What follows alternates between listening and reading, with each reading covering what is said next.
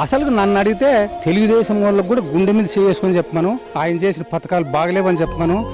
ఖచ్చితంగా వాళ్ళ మనసులో కూడా ఆయన మీద అభిమానం ఉంటుంది. కాకపోతే ఏదో మేము పరిపాలన చేయాలా, మేము మండలంలో పోయి కూర్చోవాలా, అవతల రానియకూడదు, అది తప్పితే 2.5 తల్లే వాళ్ళు దమ్మల మీద చేసుకొని మొగోడు ఎవడని చెప్పమని ఆయన చేయలేదు.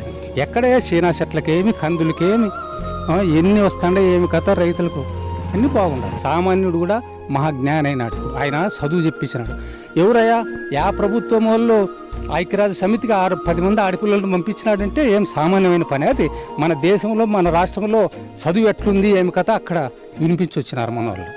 ఈ పొద్దు స్కూల్ లేకపోతే హరిజన పిల్లలు వీళ్ళంతా ఓసీలంతా కాన్వెంట్లు చదివిస్తుంటే హరిజన పిల్లలు సూట్లు బూట్లు వాళ్ళ కుర్చీలు టేబుల్ ఎట్లుండే చూడము ఉత్సాహంగా ఉన్నారు. ఎందుకు వేస్తారు వాళ్ళకు ఏమంటే వాళ్ళు బెదిరించి వేయమంటారు అనుకో, వాళ్ళ సెలవులను బెదిరిస్తారు అనుకో.